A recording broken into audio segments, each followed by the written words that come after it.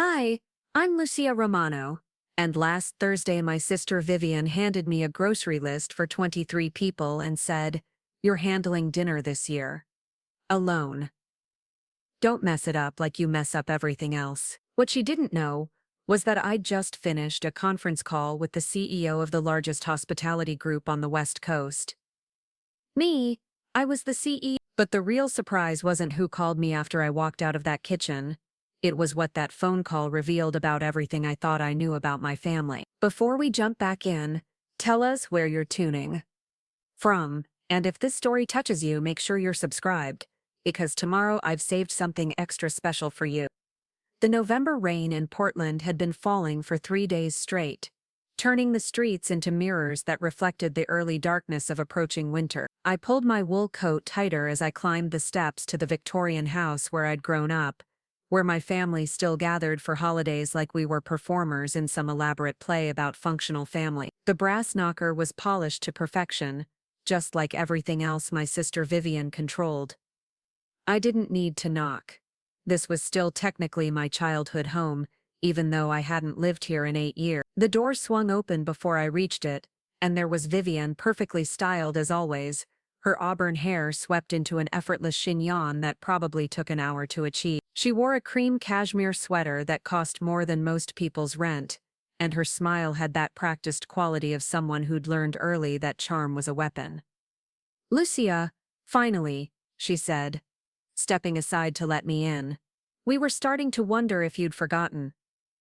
Again, the house smelled like cinnamon and wood polish, the same combination of warmth and formality that had defined my childhood. Nothing had changed much since our father passed 5 years ago. The same Persian rugs covered the hardwood floors, the same oil paintings of stern-faced ancestors watched from the walls, and the same feeling of being slightly out of place settled over me like a familiar but unwelcome blanket. "Traffic was horrible," I said, hanging my coat in the closet by the door. It was a lie.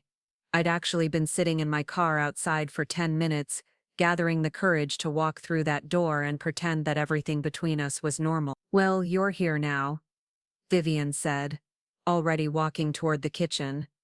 "And just in time. We need to talk." The kitchen was the heart of the house, a sprawling space with granite countertops and professional-grade appliances that my mother had insisted on when they renovated 15 years ago. It could easily handle preparing a meal for a small army, which was exactly what Thanksgiving had become since Vivian had taken over hosting duties after Dad's death. What had once been a simple family dinner had evolved into an elaborate production, featuring extended relatives, business associates, and anyone else Vivian deemed worthy of inclusion in the Romano family orbit. My mother, Patricia, stood at the kitchen island arranging flowers in a crystal vase. She looked up when I entered, offering me the same gentle smile she'd been giving me my entire life. It was loving but distant, like she was viewing me through frosted glass. "Lucia, sweetheart," she said, setting down a white chrysanthemum. "How was your week?" "Busy," I said, which was true. I'd spent Monday in meetings with investors, Tuesday reviewing quarterly reports, and Wednesday flying back from a site visit to our newest property in Seattle. But I couldn't tell her that. As far as my family knew, I worked as a line cook at a small restaurant downtown, barely scraping by in a cramped apartment while my sister ran the family's property development business with the efficiency of a military operation. "Well, I hope you saved some energy," Vivian said, pulling a thick folder from the kitchen drawer. "Because this year is going to be our biggest Thanksgiving yet." She opened the folder with the flourish of a magician revealing her greatest trick. Inside were spreadsheets, guest lists, timeline charts, and what looked like architectural blueprints for the dining room table arrangement. Everything was color-coded and cross-referenced.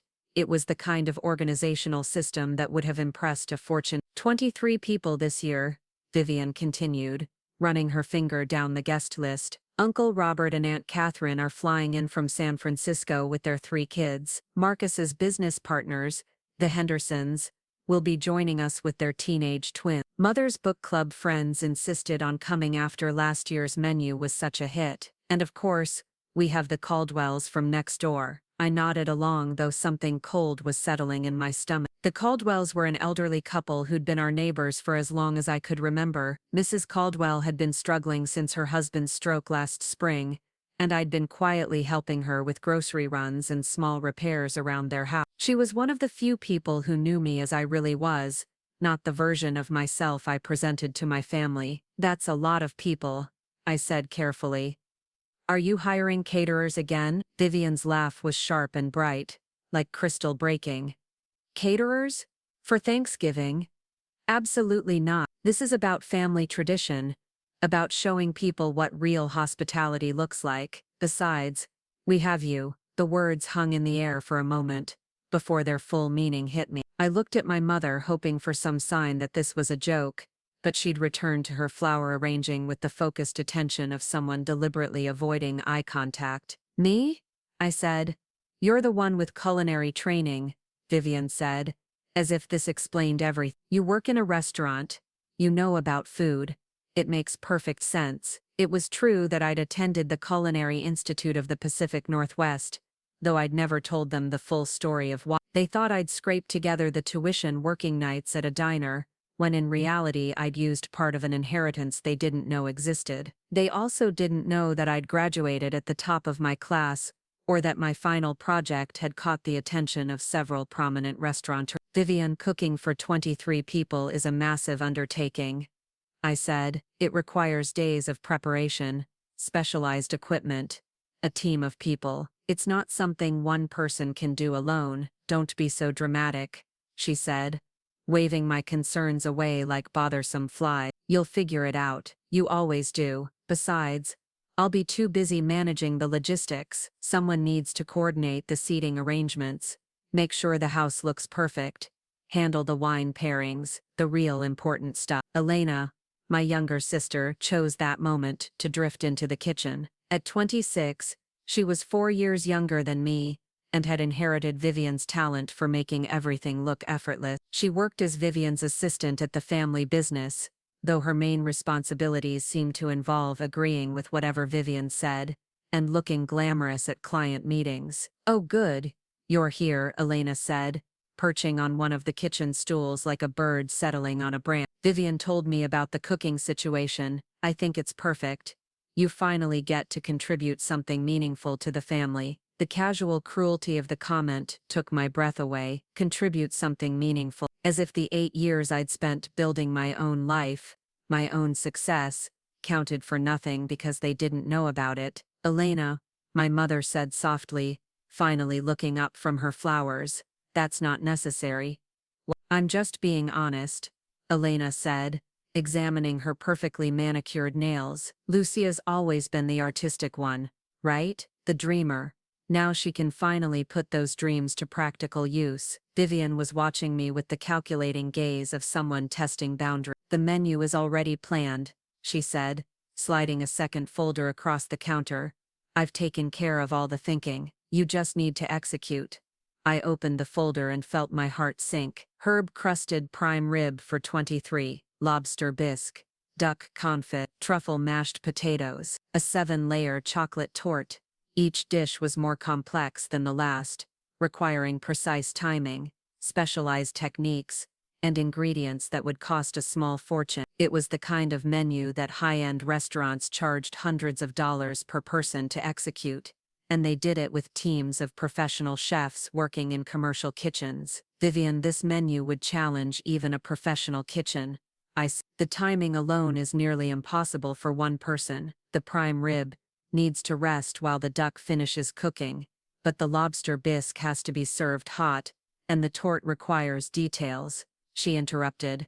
"You'll work it out. You have 4 days." 4 days. I looked around the kitchen again, mentally cataloging what I'd need. The oven was large but not commercial grade. There was one stovetop with 6 burners, limited counter space, no walk-in cooler, no salamander, no sous vide equipment. It would be like asking someone to perform surgery with kitchen knives. "What about help?"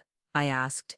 "Even if I take on the main cooking, I'll need people for prep work, serving, cleanup." "Marcus will be watching the game with the men," Vivian's. Elena has a spa appointment that she can't reschedule. Mother needs to rest before the guests arrive, and I'll be busy with hosting duties, so I'm doing this completely alone. You're being dramatic again, Vivian said, but there was something sharp in her voice now. A warning. This is your chance to prove you're actually capable of something. Don't you want that? The question hit me like a slap. Prove I'm capable. As if the restaurant empire I'd built from nothing, the hundreds of employees who depended on me, the investors who trusted my judgment, the industry awards gathering dust in my office, as if none of that mattered, because they didn't know about it. I thought about the conference call I'd had that morning with the board of directors, discussing our expansion into the European market. I thought about the James Beard nomination I'd received last year under my professional name, El Castellano. I thought about the phone call I'd need to take tomorrow morning from the mayor's office, about catering the city's holiday charity gala, but standing in that kitchen, looking at my family's expectant faces, I felt like I was 30 years old and 8 years old at the same time. The successful CEO and the little girl who'd never been quite good enough were occupying the same space, and it was suffocating. Fine, I said quietly. I'll do it. Vivian's smile was triumphant. Wonderful.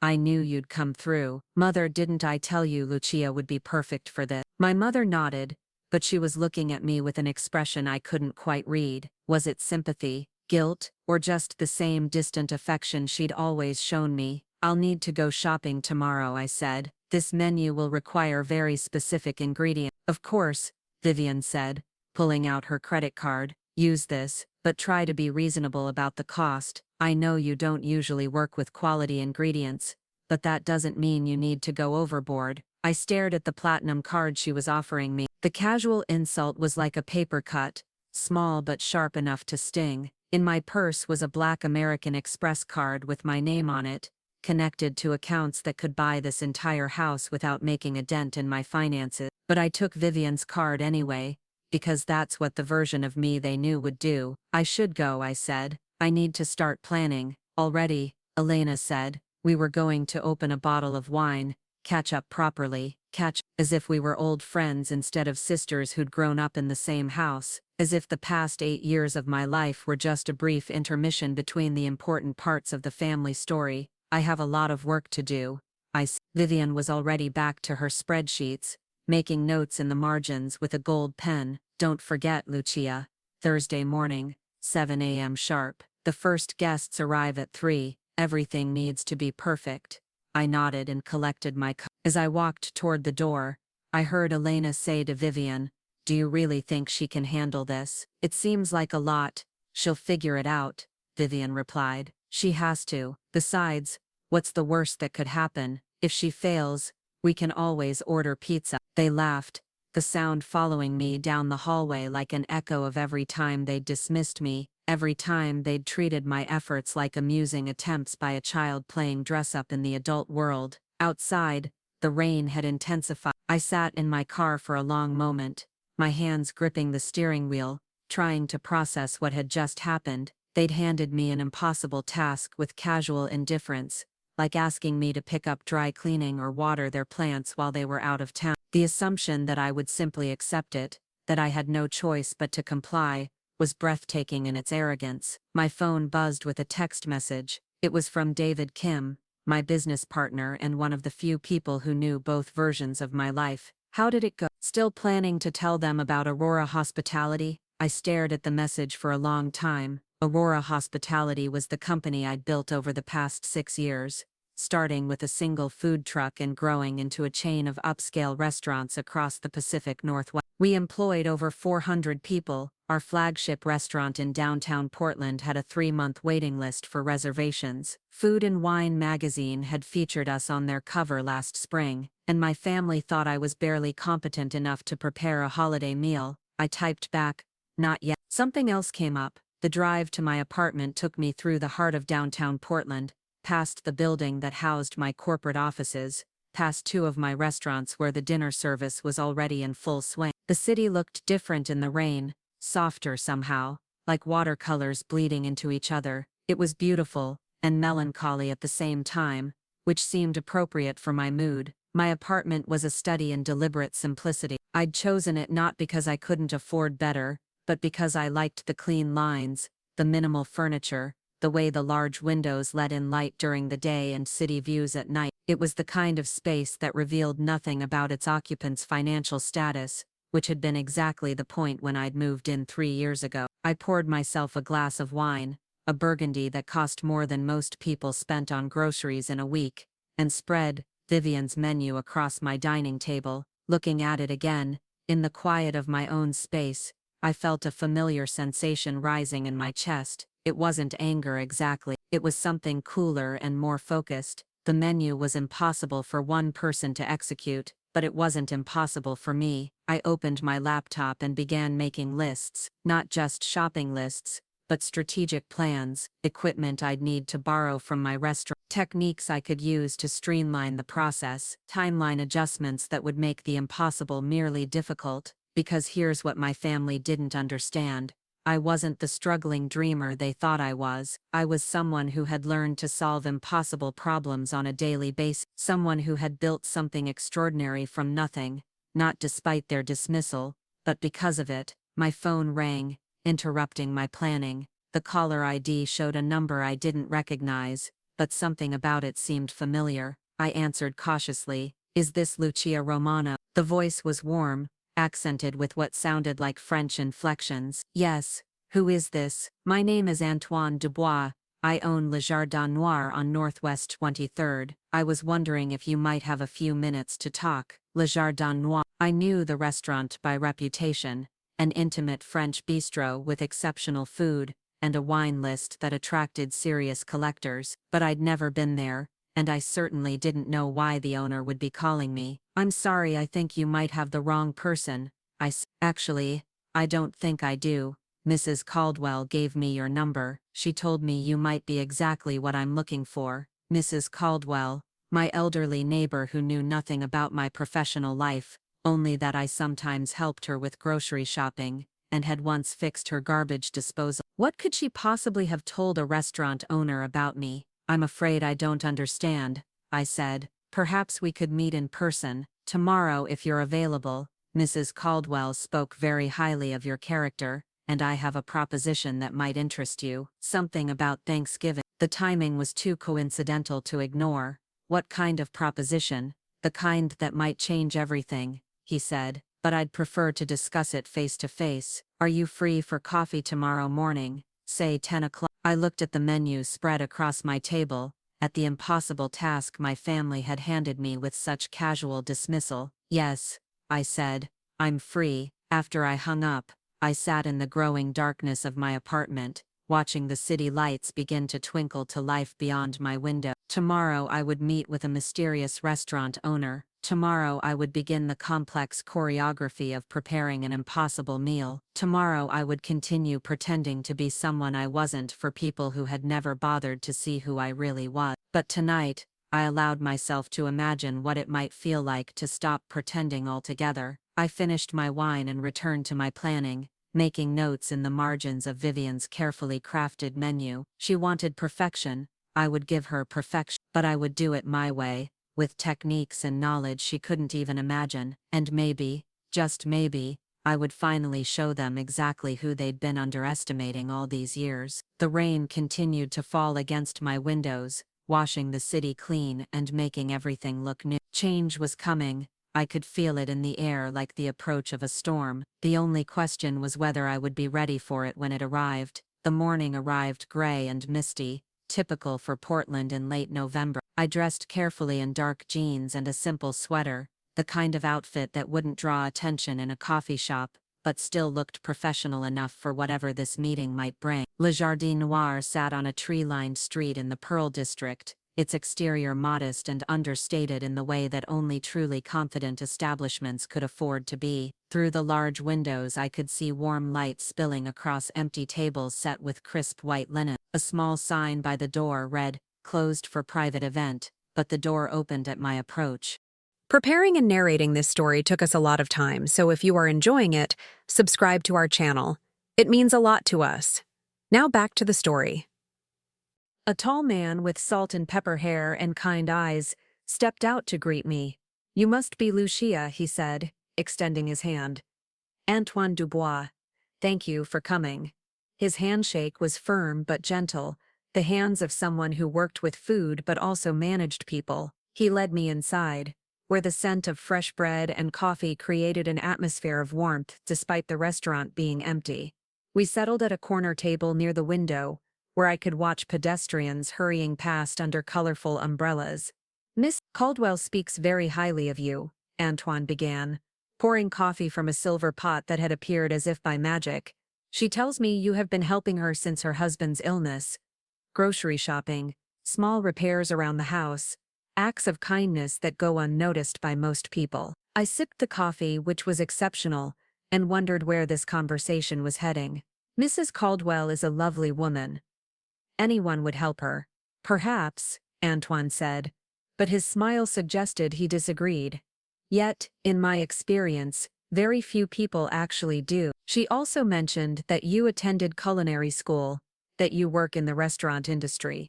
The way he said it made me think Mrs. Caldwell had shared more than just basic information about my supposed job as a line cook. I chose my words carefully. I did study at the Culinary Institute here in Portland. I work with food. Yes. Antoine leaned back in his chair, studying me with the focused attention of someone trying to solve a puzzle. Mrs. Caldwell said something interesting. She said you have what she calls quiet confidence, that you move through the world without needing to announce yourself, but that there's something substantial beneath the surface. A chill ran down my spine. Mrs. Caldwell was more observant than I'd realized. She's very kind, but I think she might be giving me more credit than I deserve. Is she?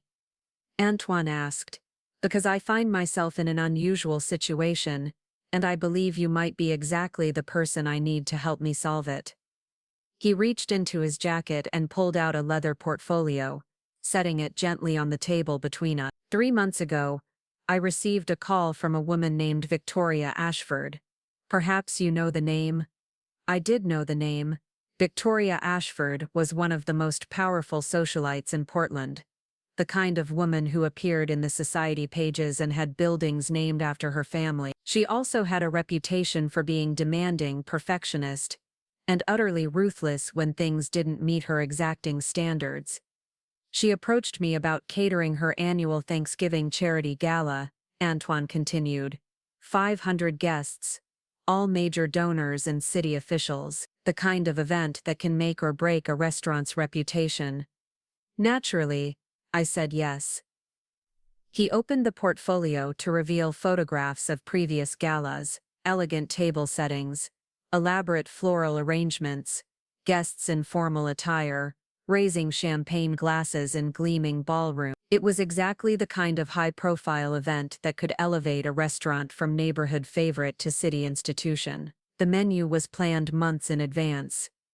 Antoine said, "My entire staff has been preparing. We've hired additional servers, rented special equipment, coordinated with florists and musicians. Everything was perfect." The way he said "was" made my stomach tighten. Yesterday, Mrs. Ashford called to inform me that she's decided to go with Meridian Catering instead. Apparently, she felt my restaurant wasn't quite prestigious enough for her vision. She's canceling our contract, effective immediately. I set down my coffee cup, understanding beginning to dawn. That's terrible, but I'm not sure how I can help. The cancellation fee she's paying covers my basic costs, but barely. My staff was counting on the income from this event. More importantly, I had turned down 3 other major bookings because of my commitment to Mrs. Ashford. Those opportunities are gone now, and my reputation in the catering world will suffer if word spreads that I lost such a significant client. Antoine closed the portfolio and looked directly at me. Mrs. Caldwell mentioned that you're preparing Thanksgiving dinner for your family. She said you seem stressed about it, that it's a large and complicated meal. She also said you have a quality she called hidden strength. The phrase sent another chill through me. Hidden strength. If only she knew how hidden. I have a proposition for you, Antoine continued. I'd like you to help me cater a different kind of Thanksgiving event.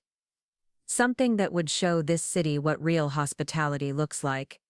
not the pretentious spectacle that Mrs. Ashford prefers. I stared at him, trying to process what he was suggesting. I'm not a professional caterer, Miss Dubois. I'm just someone who happens to know how to cook. Are you? He asked quietly. Because Mrs. Caldwell described the way you move in a kitchen when you help her prepare meals. She said you handle knives like a surgeon, that you understand techniques most home cooks have never heard of. She said watching you cook is like watching someone speak a language they learned as a child. My heart was beating faster now. Mrs. Caldwell had seen far more than I'd realized during our simple cooking session. Even if that were true, what you're talking about would require resources I don't have. Equipment, staff, funding. What if I told you those things could be arranged? Antoine said. What if I told you I have access to a commercial kitchen that's sitting empty this week? What if I told you I know servers and bartenders who are available because they were supposed to work Mrs. Ashford's event? What if I told you there's someone in this city who believes in giving talented people a chance to show what they're really capable of? The conversation was moving too fast, veering into territory that felt dangerous. Who would we be catering for? The Portland Community Kitchen serves Thanksgiving dinner to anyone who needs it. Antoine said. Homeless individuals, elderly people without family, immigrants who are new to the country, working families who can't afford a traditional celebration. Usually it's a simple meal served in a church basement, but what if this year it could be something extraordinary? He pulled out his phone and showed me a photograph. It was a large, elegant space with high ceilings and tall windows. Clearly designed for events but currently empty. This is the ballroom at the Heathman Hotel. They've donated it for the afternoon, along with tables, chairs, linens, everything we'd need. The question is whether we can create a meal worthy of the space. I looked at the photograph, imagining it filled with people who rarely experienced fine dining, who were accustomed to being invisible in a city that celebrated wealth and status. The idea was beautiful and terrifying at the same time. How many people? I asked. 200, Antoine said. Maybe 250 if word spreads. 250 people. It was fewer than the impossible meal Vivian had assigned me, but somehow it felt bigger, more significant. These would be people who appreciated every bite, who understood the value of generosity and care in a way my family never had. I need to think about this, I said. Antoine nodded and signaled for the check. Of course. But I should mention one more thing. Miss Caldwell didn't just recommend you because of your cooking skills. She said you're someone who understands what it feels like to be underestimated, to be treated as less than you are. She thought you might want to do something about that. The words hit me like a physical blow. Miss Caldwell, this sweet, elderly woman who I'd helped with small tasks and simple meals, had somehow seen straight through to the core of who I was. She'd recognized the quiet anger I carried, the frustration of being constantly diminished by people who should have known better. If you decide you're interested, Antoine said, standing and placing money on the table for our coffee. Call me tonight, but I'll need to know by tomorrow morning. An event like this requires coordination, and time is running short. He handed me his business card, but there was something else underneath it. A second card, cream-colored and elegant, with just a name and phone number embossed in gold. The name was El Castellano. I looked up at him in shock, but he was already walking toward the door. Give my regards to Miss Caldwell, he called back. And tell her thank you. I sat alone in the empty restaurant for several minutes, staring at the card in my hand. El Castellano was the professional name I used for my restaurant empire, known only to industry insiders and business associates. Very few people outside my immediate professional circle knew the connection between El Castellano and Lucia Romano. How had this French restaurant owner gotten that information? My phone buzzed with a text message from an unknown number. The kitchen at Aurora downtown is available if you need it. All equipment, all staff. Just say the word. David Kim. Somehow he was connected to this mysterious meeting. I texted back immediately. What the hell is going on? His response came quickly. Mrs. Caldwell is my grandmother's neighbor. Small world. She called my grandmother worried about you. Said your family was taking advantage. My grandmother called me. I may have mentioned your situation to a certain French chef who's been wanting to meet the infamous El Castellano. I closed my eyes and tried to process this information. The carefully constructed walls between my professional life and my personal life were beginning to crumble, and I wasn't sure whether to be terrified or relieved. The drive back to my apartment took me past 3 of my restaurants: Aurora Downtown, where lunch service was in full swing; Aurora Pearl, where they were probably starting prep for the evening menu; Aurora East Side, my newest location, where the staff was still learning, but the early reviews had been encouraging. I owned all of this, controlled it, had built it from nothing. Yet tomorrow I was supposed to pretend I was struggling to cook a single meal for my family. Back home, I spread out Vivian's impossible menu alongside the information Antoine had given me about the community dinner. 2 events. 2 completely different approaches to food and hospitality. One designed to impress and intimidate, the other meant to nourish and welcome. The contrast was stark, and it highlighted everything I'd been feeling about my family's attitude toward me. I picked up my phone and dialed Antoine's number before I could talk myself out of it. "I'm interested," I said when he answered, "but I have conditions." "I'm listening." "First, this has to remain completely separate from my family situation. They can't know about any of this." "Understood." "Second, if we're doing this, we're doing it right. No compromises. No cutting corners. These people deserve the same quality they'd get at any high-end restaurant in the city." "Agreed." "Third, I want to meet your team before I commit. I need to know we can work together under pressure." There was a pause. Then Antoine's warm laugh. "Mrs. Caldwell was right about you. Tomorrow morning, 7 a.m. Aurora Downtown. The team will be waiting." He hung up before I could ask how he knew about Aurora Downtown. But I was beginning to understand that this mysterious French chef knew far more about my life than he'd initially let on. I spent the rest of the afternoon creating 2 sets of plans. The first was for Vivian's Thanksgiving disaster, a timeline that would allow me to execute her impossible menu through sheer force of will and professional technique. The second was for the community dinner, a menu designed to be elegant but scalable, impressive but warm, the kind of food that would make people feel valued and cared for. As evening fell, I found myself standing on my balcony, looking out over the city lights, and thinking about choices. For 8 years, I'd lived a double life, hiding my success from my family while building something extraordinary in the shadows. It had been easier to let them think I was failing than to deal with their inevitable attempts to control or claim credit for my achievement. But secrets had weight, and I was tired of carrying them alone. My phone rang, interrupting my thoughts. The caller ID showed Vivian's name. "How's the planning going?" she asked without preamble.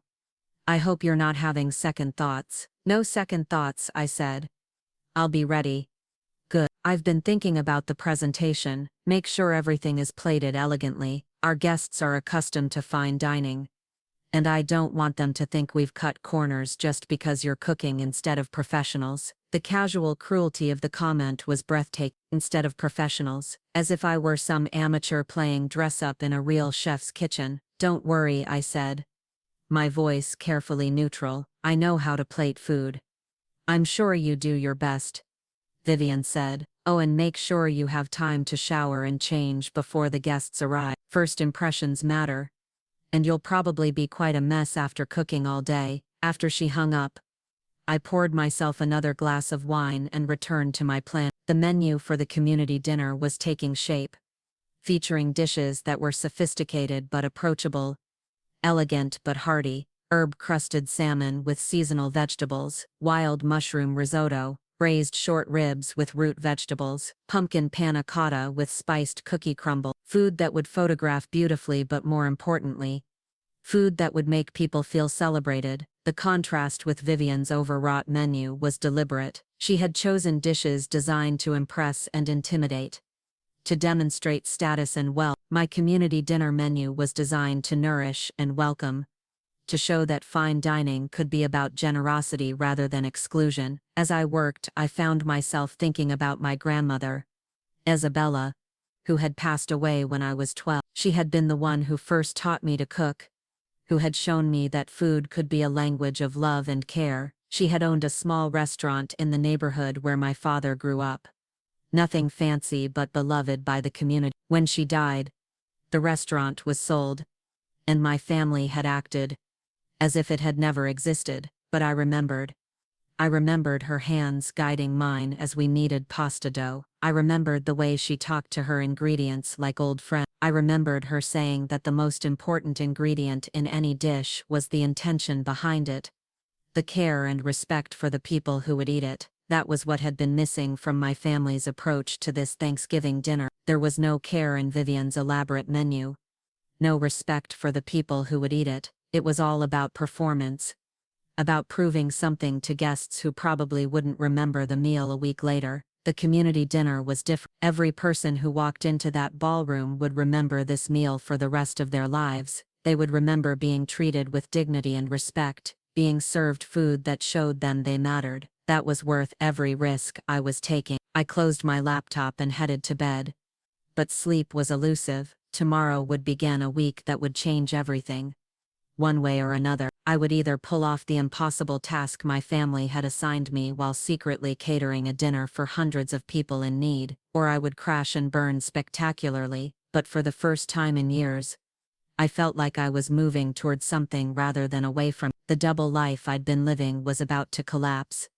And instead of terrifying me, that possibility felt like freedom. The last thing I remember thinking before sleep finally claimed me was that Mrs. Caldwell was far more observant than anyone gave her credit for. She had seen through my carefully constructed facade to the person underneath, and she had decided to do something about it. Tomorrow I would find out whether her faith in me was justified. The Aurora downtown kitchen at 7 in the morning was a cathedral of stainless steel and possibility. Steam rose from prep stations where my regular crew was already working, their movements synchronized like dancers who had performed together for years. The familiar sounds of knives on cutting boards and pans hitting burners created a rhythm that immediately calmed my nerves. Antoine stood near the pass, deep in conversation with a woman I didn't recognize. She was perhaps 50, with silver-streaked hair pulled back in a practical ponytail, and the confident posture of someone accustomed to managing chaos. When she turned to greet me, her handshake was firm and her smile genuine.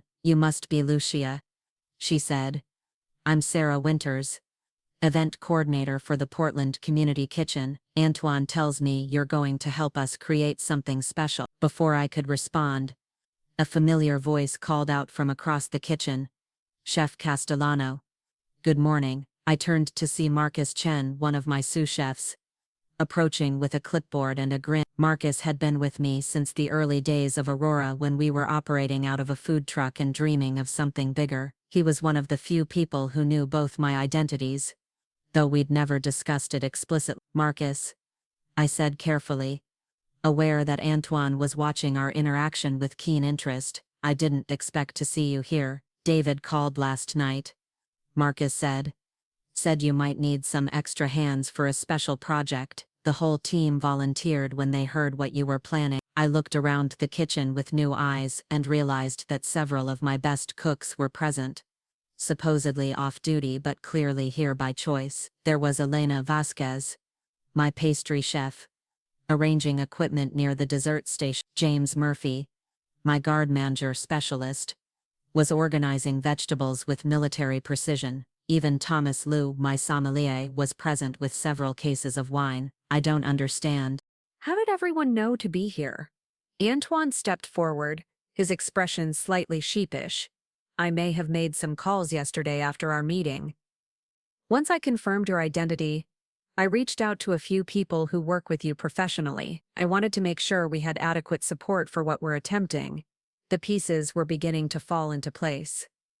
This wasn't a spontaneous, charitable gesture by a struggling restaurant owner. This was a carefully orchestrated event involving some of the most talented culinary professionals in the city, all of whom apparently knew exactly who I was and what I was capable of. "Chef, Elena said, approaching with a tablet full of dessert specifications. I've adapted your grandmother's panna cotta recipe to serve 250. The flavor profile will be autumn spices with a maple toil garnish. Will that work for the menu? My grandmother's panna cotta recipe, the one I'd never shared with anyone, the one that existed only in my personal collection. I stared at Elena, trying to understand how she could possibly know about it. David mentioned you might want to honor your family heritage with this dinner, she said gently. He thought your grandmother's recipes would be appropriate for a community celebration. David Kim appeared at my shoulder as if summoned. I hope you don't mind the liberty I took, he said. When Antoine contacted me about your involvement, I thought this might be an opportunity to do something meaningful.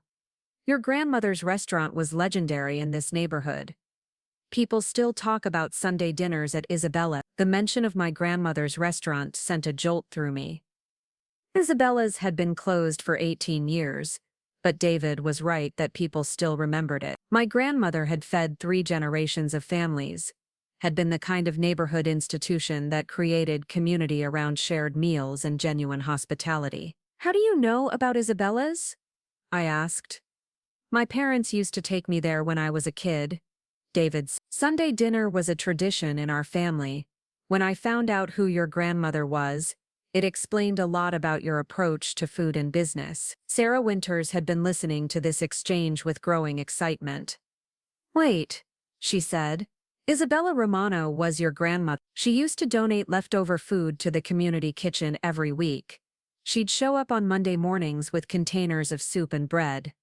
Never wanted any recognition for it. Another piece of family history I'd never known. My grandmother had been quietly feeding people in need decades before it became fashionable for restaurants to partner with charitable organizations. She had understood something about hospitality that my family had forgotten in their pursuit of status and wealth. This changes everything, Sarah continued.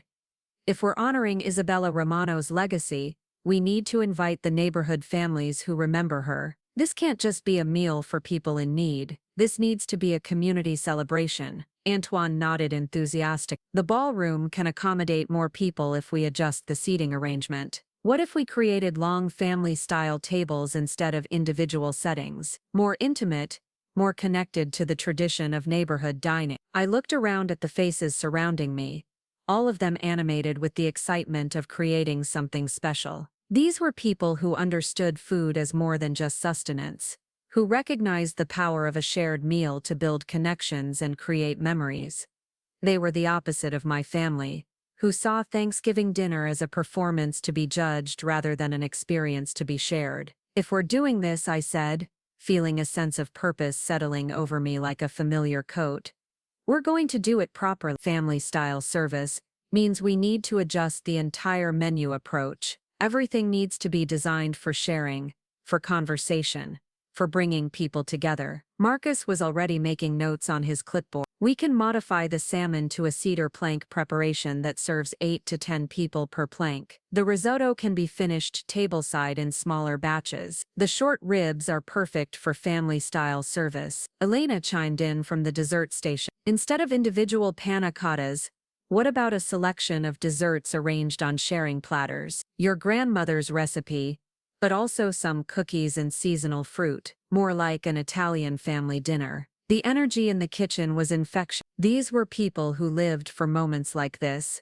when cooking became an act of service rather than just a job. I felt my professional instincts taking over, the part of me that could organize complex operations and execute under pressure. Sarah, I need guest count estimates by noon, I said. Antoine, we'll need additional tables and chairs if we're expanding the invitation list. Marcus, start calling our regular purveyors. We're going to need significantly more ingredients. Already on it, Marcus. I took the liberty of placing some preliminary orders yesterday, pending your approval. Everything can be adjusted based on final numbers. The next few hours passed in a blur of planning and preparation. Phone calls were made, suppliers were contacted, staff schedules were adjusted. By mid-morning we had confirmed seating for 300 people and a menu that honored my grandmother's legacy, while showcasing the skills of my professional team. The irony wasn't lost on me that I was orchestrating a dinner for hundreds of people while my family believed I was struggling to plan a meal for 23. The contrast highlighted everything that was wrong with their perception of me and their approach to hospitality in general. At noon, I finally stepped away from the kitchen to grab lunch and check my phone. There were 17 missed calls from Vivian, and a series of increasingly frantic text messages. "Where are you? I've been trying to reach you all morning. The florist needs to confirm table arrangements and you're not answering. This is exactly the kind of irresponsible behavior I was worried about. Call me immediately.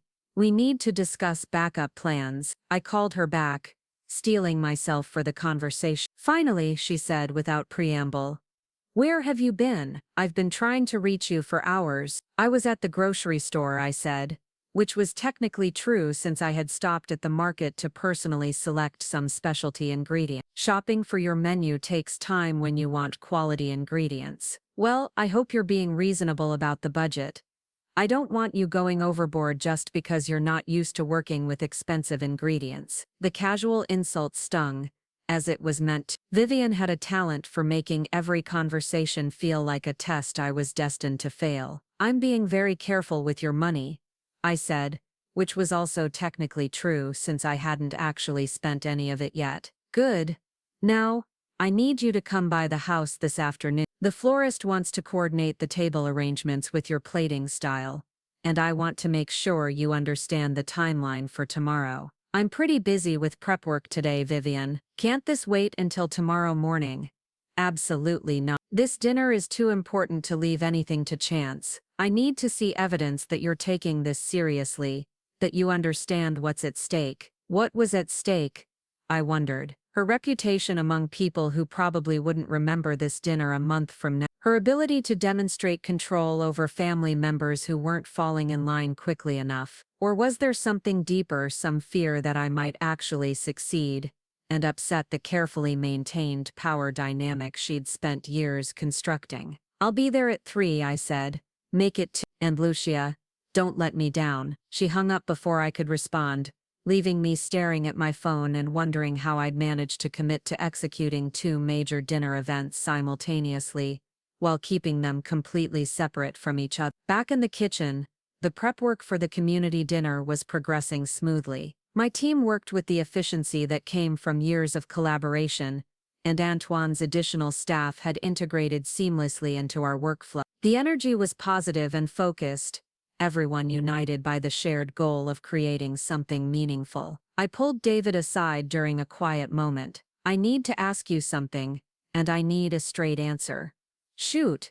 How much of this did you orchestrate?" "The timing, Antoine's call, the connection through Mrs. Caldwell. It's all too convenient to be coincidental." David had the grace to look slightly embarrassed. "My grandmother has been worried about Mrs. Caldwell since Mr. Caldwell's stroke. When Miss Caldwell mentioned that her helpful neighbor was being taken advantage of by her family, my grandmother asked me to look into it." "And you decided to meddle?" "I decided to create an opportunity," David said. "You've been hiding your success from your family for years, and it's eating you alive." When Antoine mentioned he was looking for a way to make a statement about real hospitality versus pretentious showmanship, it seemed like the perfect chance for you to show who you really are. The truth was both infuriating and liberating. My friends and colleagues had seen what I couldn't or wouldn't acknowledge myself, that the double life I'd been living was unsustainable and ultimately destructive. They'd created a situation where I would have to choose between continuing to hide or finally stepping into the light. "What if this backfires?" I asked. "What if my family finds out and everything explodes?" "Then it explodes," David said simply. "But at least you'll be living honestly, and you'll have proof that you're capable of extraordinary things, regardless of what they think." I looked around the kitchen at the controlled chaos of meal preparation, at people working together toward a common goal with skill and dedication. This was my world, the one I'd built through years of hard work and sacrifice. My family's world of social climbing and status anxiety felt small and petty by comparison. "There's something else," David said. Antoine wasn't entirely honest about his motivation for this dinner. "What do you mean?" He's been trying to get a meeting with El Castellano for months. Aurora Hospitality's reputation in the industry is remarkable, and he wants to discuss a potential partnership. When he found out you were El Castellano, he saw an opportunity to impress you with his commitment to community service, another layer of complexity to an already complicated situation. Antoine wasn't just a charitable restaurant owner, he was a businessman, hoping to align himself with my company's success. The community dinner was genuine in its intent, but it was also a very sophisticated form of networking. "Are you angry?" David asked. I considered the question seriously. Was I angry that my friends had manipulated circumstances to force a confrontation I'd been avoiding? Was I upset that Antoine had ulterior motives for his generosity? Or was I actually relieved that someone had finally pushed me to stop hiding? "No," I said finally. "I'm not angry, but I am terrified." "Good," David said. "Terror means you're doing something that matters." At 2 o'clock I reluctantly left the kitchen and drove to my family's house. The contrast between the purposeful energy of Aurora downtown and the artificial perfection of the Victorian mansion was jarring. Everything in my family's house was designed for display rather than use. Beautiful but cold, impressive but unwelcoming. Vivian met me at the door wearing a different cashmere sweater and an expression of barely controlled anxiety. "Finally, the florist has been waiting for 20 minutes. The florist turned out to be a nervous young woman with an elaborate portfolio of table arrangements that all looked expensive and uninspiring. Everything was cream and gold, elegant but sterile, the kind of decoration that photographed well but created no warmth or intimacy. "Miss Romano wants to coordinate the flowers with your plating presentation," the florist said, opening her tablet to show me photos of various centerpiece options. "She mentioned that you're not a professional, so we've kept the arrangements simple to avoid clashing with amateur presentation." I looked at Vivian, who was examining her manicure with studied casualness, as if the insult had been delivered by accident rather than design. "Actually," I said, my voice carefully controlled, "I think you'll find that my plating style is quite sophisticated. Perhaps you could show me arrangements that would complement more elevated cuisine." The florist looked confused, glancing between Vivian and me as if trying to determine who was actually in charge. Vivian's smile was sharp enough to cut glass. "Lucia, there's no need to oversell your capabilities," she said. "We're all family here. No one expects restaurant-quality presentation from a home cook." The dismissal was so casual, so automatic, that I almost laughed. Here I was, owner of a restaurant empire, being told that no one expected restaurant-quality work from me. The absurdity was breathtaking. "You're right," I said. "No one expects it, which is exactly why tomorrow is going to be so interesting." Something in my tone must have caught Vivian's attention because she looked at me sharply, but before she could respond, Elena appeared in the doorway. "Vivian, the caterer is here with questions about the wine service," she said. "What caterer?" I asked. Vivian waved her hand dismissively. "Just backup service staff. I hired a few people to help with serving and cleanup. You'll be too busy cooking to handle those details." Backup service staff, as if I were some amateur who might need professional help to manage a dinner party. The irony was so thick I could taste it. "I think I can manage," I said. "I'm sure you'll try your best," Vivian replied, "but this is too important to leave to chance. These people are professionals." The word professionals hung in the air like an accusation. Once again I was being told that I wasn't qualified for something I did better than almost anyone in the city. The pattern was so familiar, so deeply embedded in our family dynamic that I wondered how I'd tolerated it for so long. After the florist left with her sanitized arrangements and the professional caterers had been briefed on their minimal role, I found myself alone with Vivian in the kitchen. She was reviewing her timeline charts with the focused intensity of a general planning a military campaign. "There's something I need to say," she said, without looking up from her papers. "I want you to understand how important tomorrow is. These aren't just family friends coming to dinner. Marcus has invited some significant business contacts, people who matter in this city." She paused, finally meeting my eyes. "I need to know that you won't embarrass us, that you understand the difference between cooking for yourself and cooking for people whose opinions actually matter." The casual cruelty of the statement took my breath away. People whose opinions actually matter. As if the hundreds of people I would be feeding tomorrow night didn't matter because they weren't wealthy or connected.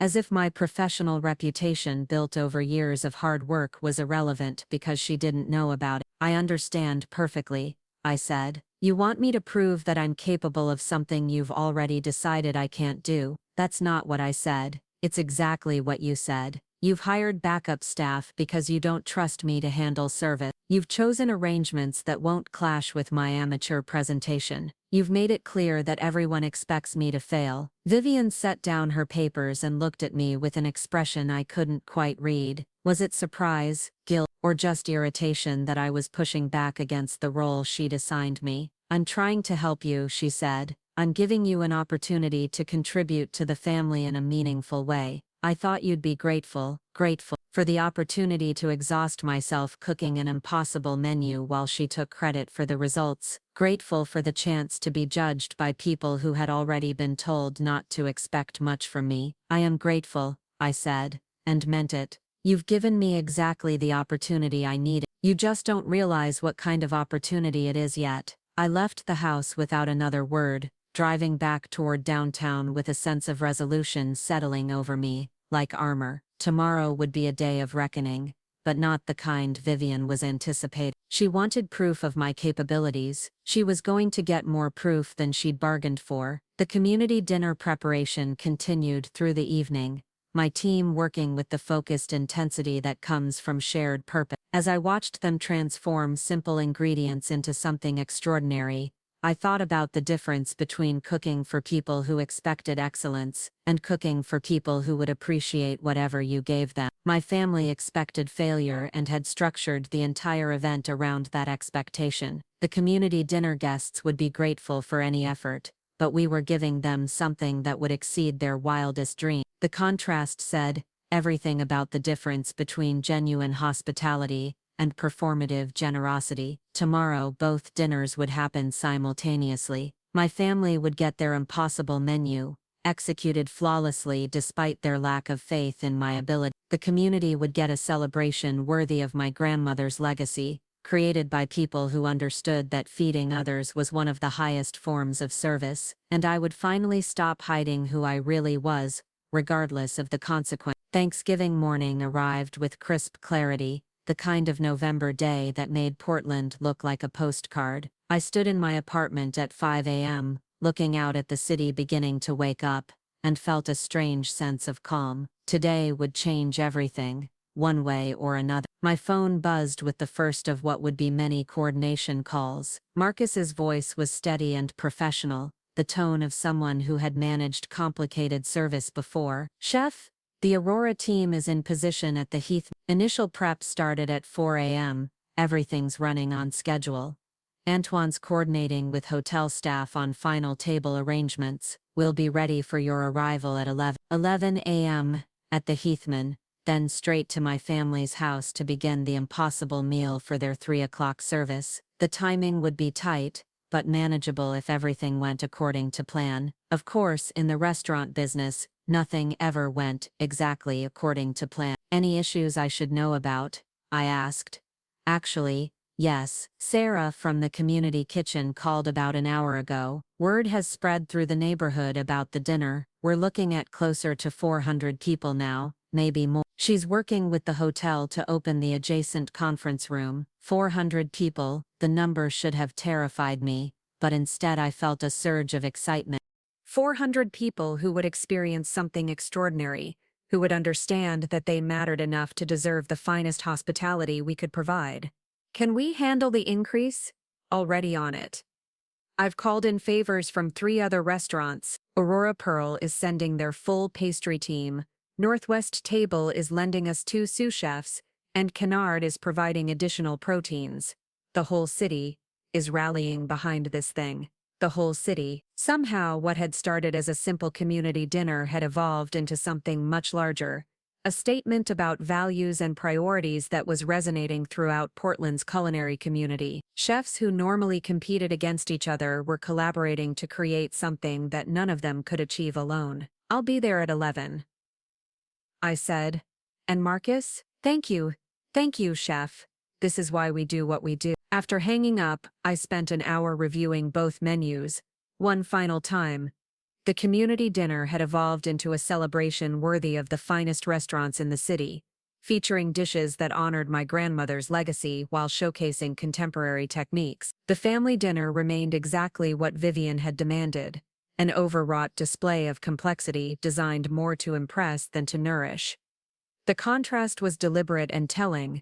One meal was about generosity and connection, the other about performance and status. One would be prepared by a team united in purpose, the other by someone working alone to satisfy impossible expectations. The outcomes would reveal everything about the difference between genuine hospitality and elaborate pretense. At 9 a.m., I arrived at the family house to begin prep work. The kitchen looked exactly as I'd left it, pristine and cold, equipped with expensive appliances that were rarely used for anything more challenging than reheating takeout. I began the methodical process of organizing ingredients and equipment, transforming the showcase kitchen into a functional workspace. Vivian appeared while I was breaking down the prime rib, her expression combining curiosity with barely concealed anxiety. She was already dressed for the day in an outfit that probably cost more than most people's monthly rent, her hair and makeup perfect despite the early hour. "You're starting late," she said, checking her phone for the time. "I thought you'd be here at 7. "The prep work is carefully timed," I said, continuing my knife work without looking up. "Everything needs to be ready at specific intervals to ensure proper temperature and texture when served. If you say so, I just hope you know what you're doing." The doubt in her voice was automatic, reflexive, as if questioning my competence was simply her default setting. I continued working, letting my knife skills speak for themselves. The blade moved with precision and speed, breaking down the massive roast into perfectly portioned pieces that would cook evenly and present beautifully. Vivian watched for a moment, and I caught a flicker of surprise in her expression. Whatever she had expected from my amateur cooking abilities, it hadn't been the fluid confidence of someone who handled expensive proteins on a daily basis. "Where did you learn to do that?" she asked. "Culinary school," I said simply. "Right. But that was years ago. I didn't realize you'd retained so much technique." What she meant was that she'd assumed I'd forgotten everything I'd learned, that my years working in just a restaurant had been a step backward rather than forward. The casual dismissal of my professional development was both insulting and revealing. "Knife skills are like riding a bicycle," I said. "Once you learn properly, you don't forget." I moved on to the duck confit, a dish that required precise temperature control and timing that most home cooks would find challenging. But for someone who had overseen thousands of duck preparations in professional kitchens, it was second nature. Vivian lingered in the kitchen, ostensibly checking on my progress but clearly fascinated by the transformation taking place. The ingredients she'd chosen as a test of my limitations were becoming a sophisticated meal through techniques she didn't recognize. "The florist will be here at noon to set up the arrangements," she said. "Try not to get in her way. And remember, the backup service staff arrives at 2. They'll handle the final plating and presentation." "Actually," I said, pausing in my prep work to look at her directly, "I won't be needing the backup staff." "What do you mean?" "I mean I can handle the service myself. Their assistance won't be necessary." Vivian's laugh was sharp and disbelief. "Lucia, you're cooking for 23 people.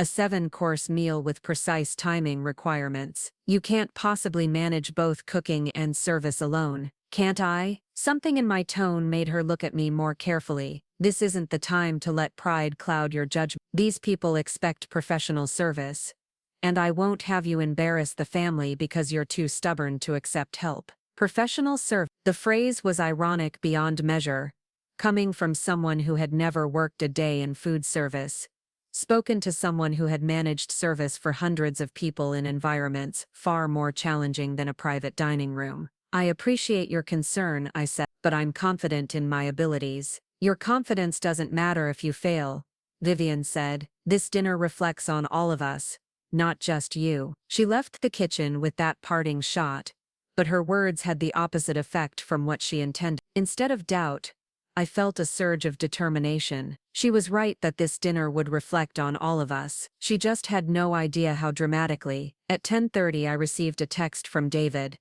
Community kitchen prep ahead of schedule, media starting to take note. Portland Tribune wants to do a story about neighborhood restaurant, community collaboration. How do you want to handle media attention?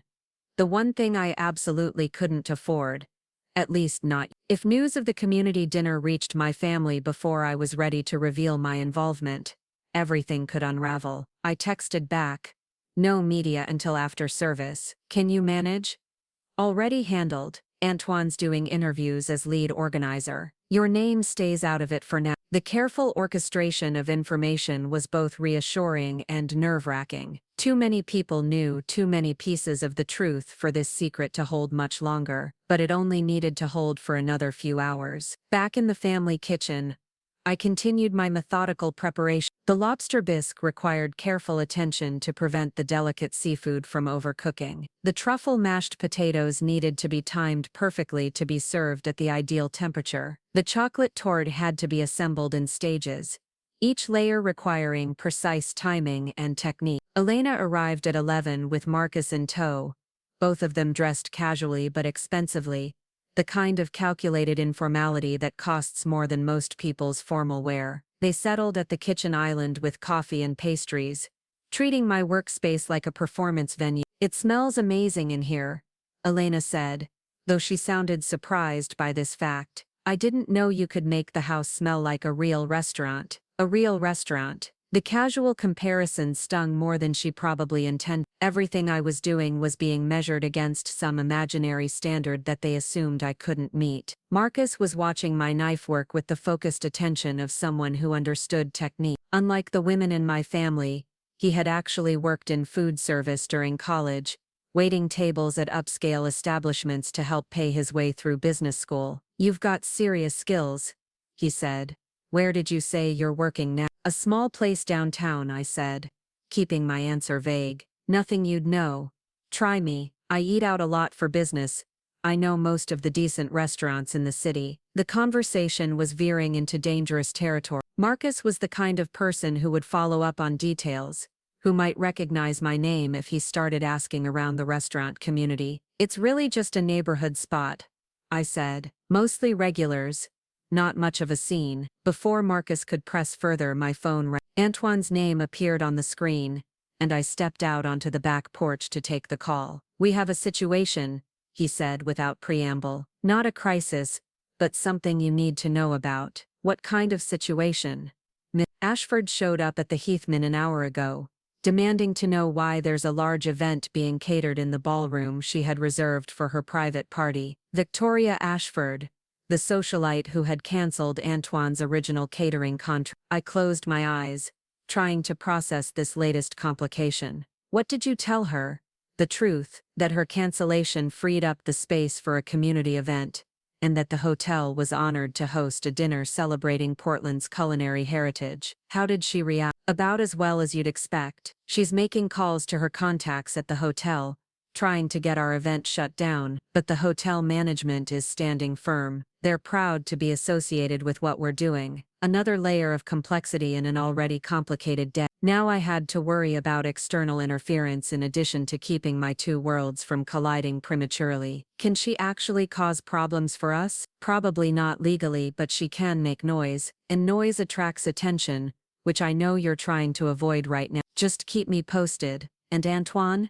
Whatever happens, we don't cancel. Too many people are counting on this dinner. Agreed, we'll handle whatever comes. Back in the kitchen, my family was deep in discussion about seating arrangements and conversation topics, the kind of social engineering that accompanied their dinner parties. Everything was calculated for maximum impact, from the placement of influential guests to the timing of wine service. Lucia, you'll need to stay in the kitchen during the meal, Vivian said. The guests shouldn't see the staff unless absolutely necessary. The staff, after 8 hours of intensive cooking, I was to be hidden away like hired help, invisible and disposable. The casual dismissal was stunning in its completeness. Actually, I said, I was planning to greet the guests before service begins. It's traditional for the chef to acknowledge the diners. The chef, Elena laughed.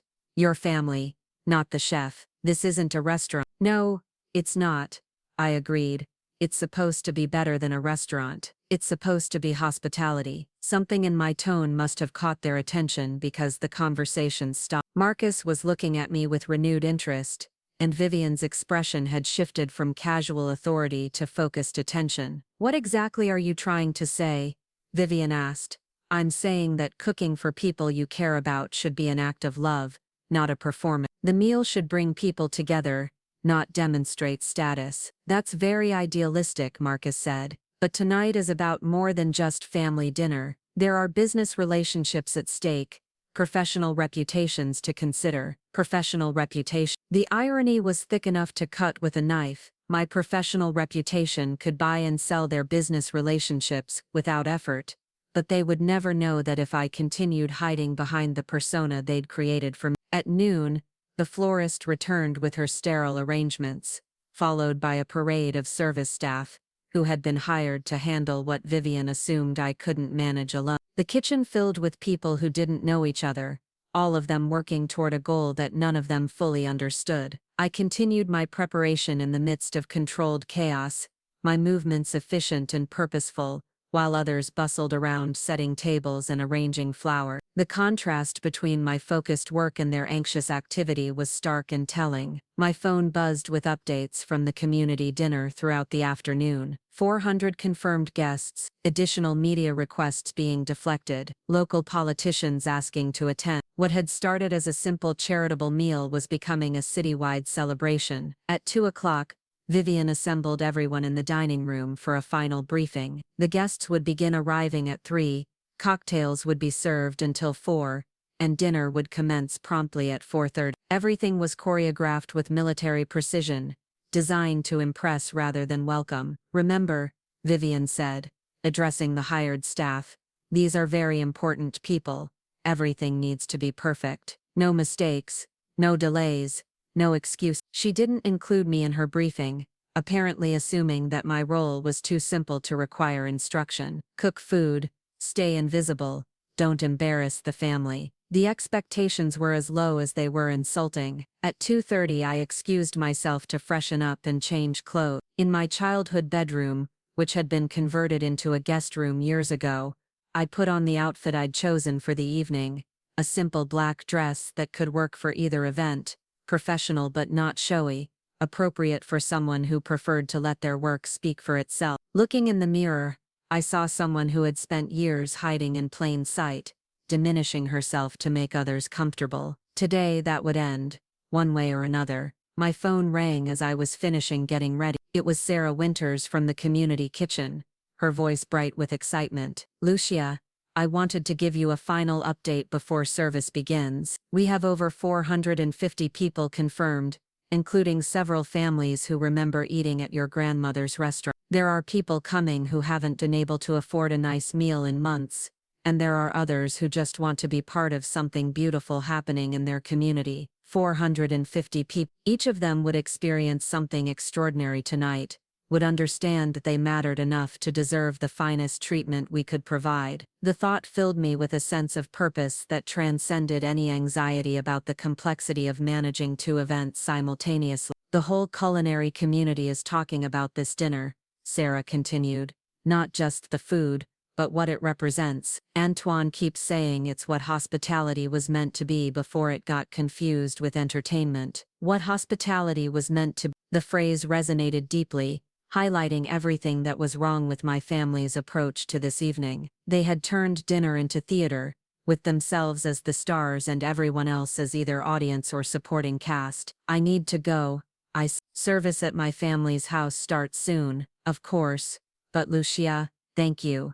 You've given people something to hope for today. After hanging up, I sat on the edge of the bed and took a moment to center myself. In 1 hour, both dinners would begin. My family would get their impossible menu, executed flawlessly despite their lack of faith in my abilities. The community would get a celebration worthy of their dignity and my grandmother's legacy, and I would finally step out of the shadows I'd been hiding in for 8 years. Downstairs, the house was filling with the sounds of arrival, car doors slamming in the driveway, voices in the foyer, the orchestrated chaos of a large dinner party beginning. Through the kitchen window, I could see guests making their way up the front walk, dressed in their finest clothes, carrying bottles of expensive wine, ready to be impressed. Vivian appeared in the kitchen doorway, her face flushed with the excitement of playing hostess to people she wanted to impress. "They're starting to arrive," she said. "Are you ready?" I looked around the kitchen at the feast I had prepared single-handedly, at dishes that would challenge the best restaurants in the city, at food that represented years of training and experience that my family had never bothered to acknowledge. "Yes," I said, "I'm ready." What I didn't say was that I was ready for much more than just serving dinner. The first course went out at exactly 4:30, each plate a perfect composition of flavors and technique. I moved through the kitchen with practiced efficiency, plating 23 portions of lobster bisque with architectural precision while monitoring 6 other dishes in various stages of preparation. The hired staff stood around uncertainly, clearly expecting chaos that never materialized. Through the kitchen doorway, I could hear the murmur of conversation from the dining room, punctuated by the occasional burst of laughter. Vivian's voice carried above the rest, performing her hostess role with theatrical flair. My phone vibrated against my hip. A text from Marcus at the Heathman. "Service starting now. You should see this crowd, chef." Standing ovation when Antoine announced the menu. A standing ovation for food they hadn't even tasted yet. The contrast with my family's dinner couldn't have been more stark. In one ballroom across town, people were celebrating before the meal even began. In this dining room, people were waiting to be impressed, ready to judge every detail with critical eyes. The second course followed seamless. Duck confit with cherry gastrique, each plate garnished with microgreens and edible flowers that elevated the presentation beyond anything my family had imagined possible. One of the hired servers, a young woman who clearly had professional experience, stopped to stare at the plate. "These look like they came from Le Bernardin," she whispered.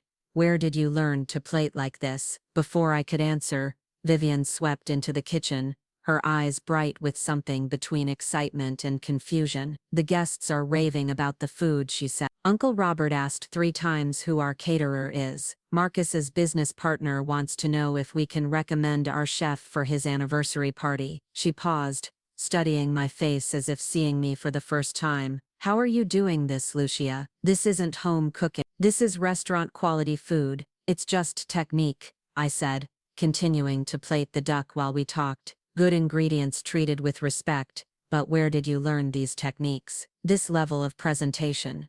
The knife skills you showed earlier?" The questions were coming faster now, her assumption about my limitations cracking under the evidence of what I was actually capable of. I could see her trying to reconcile the sister she thought she knew, with the chef working efficiently in front of her. "Culinary school teaches a lot more than most people realize," I said. My phone buzzed again. This time it was a call from David, which I stepped away to answer. "We have a problem," he said immediately. "Victoria Ashford just showed up at the Heathman with a news crew. She's claiming the community dinner is some kind of fraud, that we're using charity as a front for a commercial event." "What kind of commercial event?" "She's alleging that Aurora Hospitality is using the dinner to generate publicity, that it's a marketing stunt disguised as charity." The accusation was both false and dangerously close to the truth. While the dinner wasn't a marketing stunt, my involvement could certainly be seen as connected to Aurora Hospitality's reputation. If Victoria Ashford had somehow discovered my identity, everything could unravel very quickly. "How much does she know?" "That's unclear, but the news crew is asking questions about who's really behind the dinner, and some of our staff are getting nervous about answering." I looked back toward the dining room, where my family's guests were enjoying the impossible meal I'd prepared while having no idea who I really was.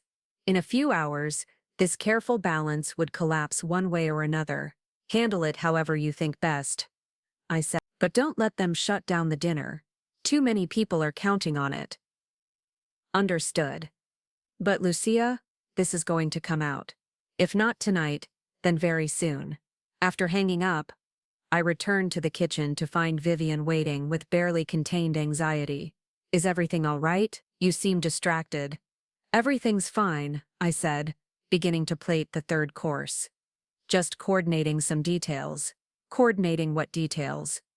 You're cooking dinner, not running a restaurant. The comment hung in the air between us, heavy with implications neither of us was ready to address directly. I continued working, letting my actions speak louder than any explanation I could offer. The third course was my interpretation of beef Wellington. Individual portions with perfectly flaky pastry and meat, cooked to precise doneness. As I arranged the plates, Vivian watched with growing amazement. Lucia, this is extraordinary. I had no idea you were capable of this level of cooking. You never asked what I was capable of, I said, quietly. The simple statement seemed to hit her like a physical blow. For a moment, the kitchen was silent except for the sound of simmering sauces and distant conversation from the dining room. What do you mean? She asked. I mean that for 8 years, you've assumed I was struggling and failing at everything I tried. You never asked about my work, my skills, my life. You just decided I was the unsuccessful sister and treated me accordingly. Vivian opened her mouth to protest, then closed it again. The evidence of my capabilities was literally spread across the counter in front of her, impossible to deny or dismiss. But you work as a line cook, she said weakly. At some small restaurant. Do I? The question hung between us like a challenge. Before she could respond, my phone rang again. This time it was Antoine, and I could hear voices and music in the background. Lucia, you need to know what's happening here, he said. The dinner is extraordinary. People are crying, they're so moved by the experience. But there's something else. What? Mrs. Caldwell is here. She insisted on coming, and she's been telling everyone about how you helped her, how you've been quietly taking care of her for months. People are asking questions about who you really are. Mrs. Caldwell, sweet, observant Miss Caldwell, who had somehow seen through my carefully constructed facade and set this entire chain of events in motion. What kind of questions? About your connection to the restaurant industry. About how someone with your skills ended up cooking for charity events. Sarah from the community kitchen mentioned that your grandmother owned Isabella's, and now people are making connections. The web of secrecy I'd maintained for years was unraveling thread by thread, pulled apart by people who cared enough to pay attention to details my own family had never noticed. There's more, Antoine continued. A food blogger recognized some of the techniques we're using. She's asking if Castellano is involved in tonight's dinner. Liz Castellano, my professional identity was bleeding through into my personal life. The two worlds I'd kept separate finally colliding in exactly the way I'd always feared. I have to go, I said. Lucia, wait. Whatever happens tonight, what we've done here matters. These people will remember this dinner for the rest of their lives. I hung up and found Vivian staring at me with undisguised curiosity, and something that might have been concern. Who's El Castellano? She asked. The question stopped me cold. Why do you ask? Because you went very pale when whoever was on the phone mentioned that name. And because Marcus has been talking about a chef named El Castellano all evening. Apparently this person owns several restaurants in Portland, including some place called Aurora something. Aurora something, my flagship restaurant, the foundation of everything I'd built, reduced to some place in my own sister's casual dismissal. The absurdity would have been funny if it weren't so perfectly representative of how my family viewed anything outside their immediate sphere of interest. Aurora Hospitality, I said quietly. Right, that's it. Marcus says this El Castellano is some kind of rising star in the restaurant world. Very successful, very secretive. No one knows much about their personal life. She studied my face as she spoke, clearly processing information and reaching conclusions I wasn't ready for her to reach. Lucia, she said slowly. Who are you really? The question I'd been avoiding for 8 years was finally being asked directly, by someone who had no choice but to listen to the answer. Before I could respond, Elena burst into the kitchen with her phone in her hand. Her face flushed with excitement. You guys have to see this, she said, holding up her screen.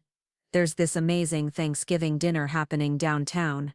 Some kind of charity event with incredible food. Look at these pictures. She turned the phone toward us, showing photos of the Heathman ballroom filled with people sharing elegant meals at long tables, decorated with simple but beautiful arrangements. The food looked exactly like what we were serving upstairs, because it was prepared by the same team using the same techniques. "This looks just like our dinner," Elena said, scrolling through more photos. "The plating style is almost identical. What are the chances?" Vivian was looking back and forth between Elena's phone and the plates I was preparing. The similarities impossible to ignore. Marcus appeared in the kitchen doorway, drawn by Elena's excitement. "Is that the Aurora Hospitality event?" he asked, leaning over to see the photo. "I heard they were doing something special for Thanksgiving, but I didn't realize it was this elaborate. Aurora Hospitality event, my company, my team, my vision being discussed by my family as if it were completely separate from the woman standing in front of them holding a knife." "Wait," Vivian said, her voice sharp with sudden understanding. "Lucia, when you said you work downtown at a small restaurant, I said I work with food downtown," I corrected. "You assumed it was a small restaurant. But what do you actually do?" I set down my knife and looked at each of them in turn. Elena with her phone full of photos from my community dinner. Marcus with his business connections and restaurant knowledge. Vivian with her growing realization that nothing was as she'd assumed. "I own Aurora Hospitality," I said simply. The silence that followed was complete and profound. Elena's phone slipped from her hand. Marcus's mouth fell open, and Vivian stared at me as if I'd announced I was secretly royalty.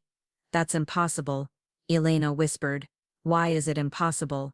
I asked. "Because Aurora Hospitality is worth millions. They employ hundreds of people. They're one of the most successful restaurant groups in the Pacific Northwest. 437 people," I said.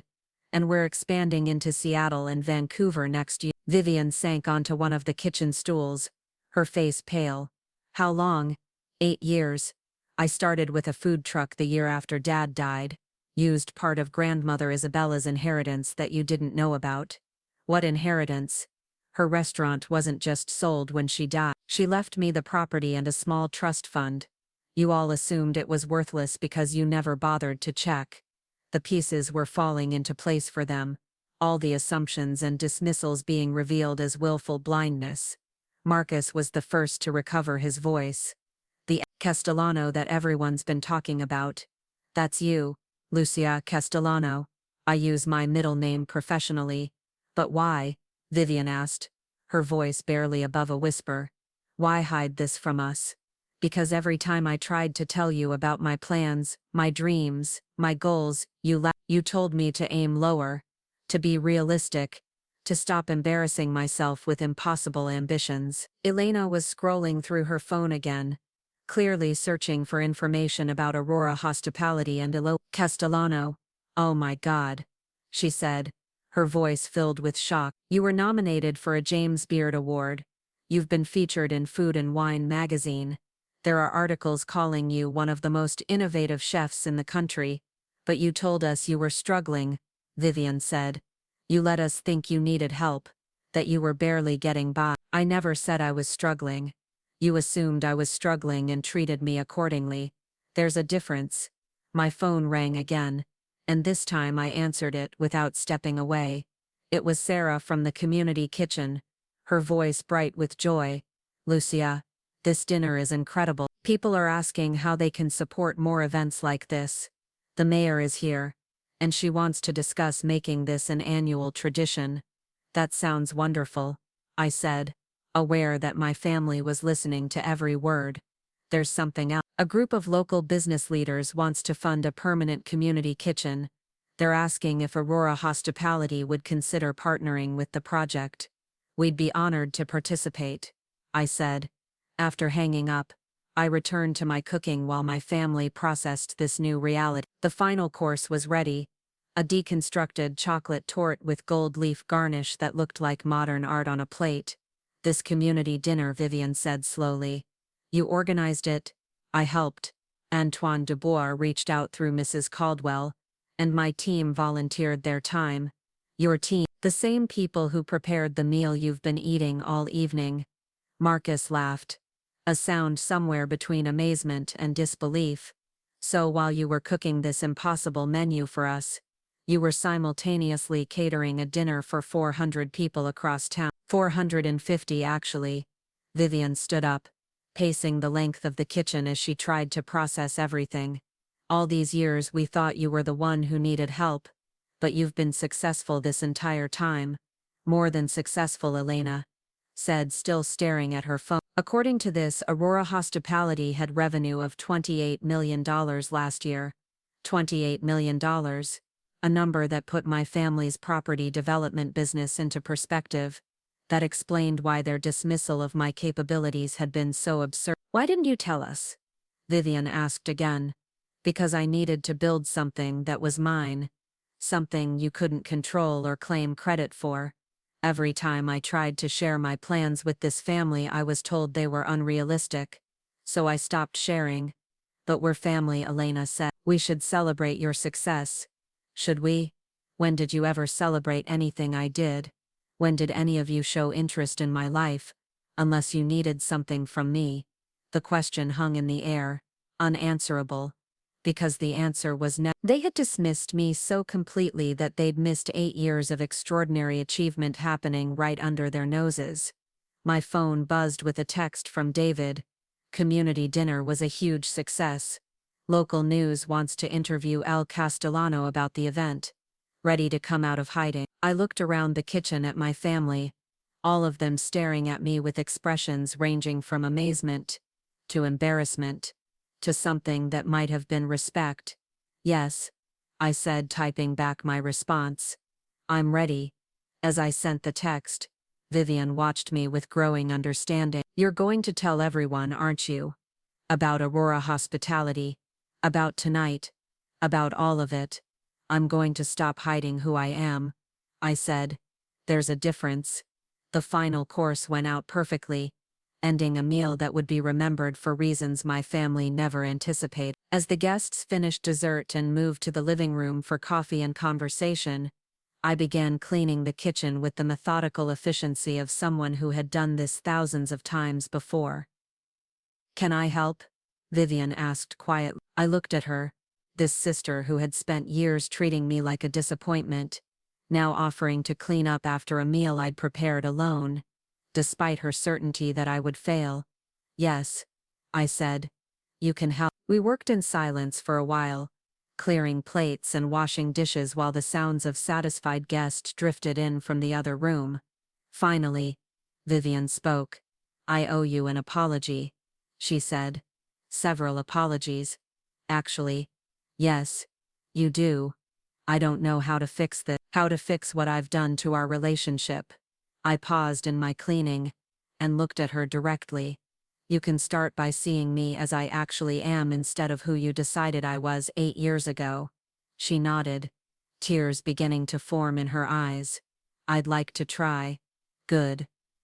Because tomorrow I'm announcing Aurora Hospitality's partnership with the Portland Community Kitchen, and I'd like my family to be there when I do. An hour later, I stood in the Heathman ballroom, surrounded by 450 people who had experienced something extraordinary. The tables were cleared, but people lingered, reluctant to let the evening end. Mrs. Caldwell found me near the kitchen entrance, her eyes bright with satisfaction. I told you that you had hidden strength, she said, taking my hands in hers.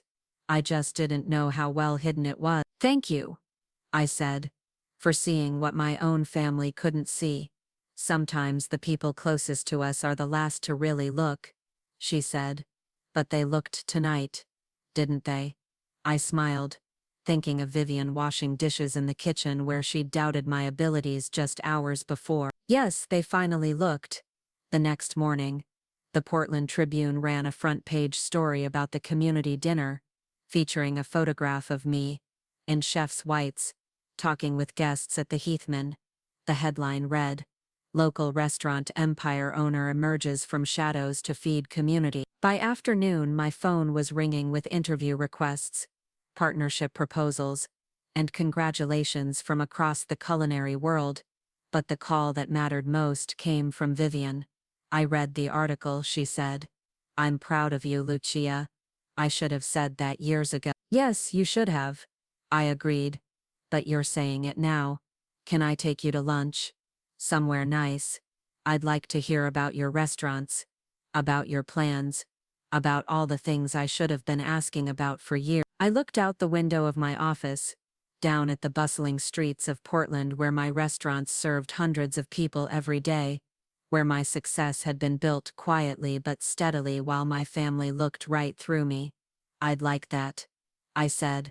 But I'm choosing the rest. Of course, Vivian said. And for the first time in years, I heard genuine respect in her voice.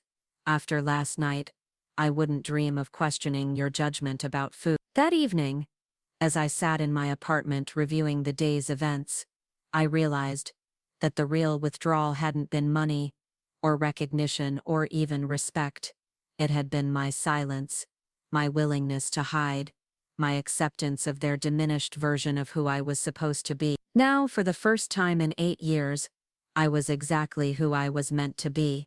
Lucia Romano, successful chef and restaurateur, daughter and granddaughter of women who understood that feeding people was one of the highest forms of love. The hiding was over. The real feast was just beginning. Up next, you've got 2 more standout stories right on your screen. If this one hit the mark, you won't want to pass these up. Just click and check them out.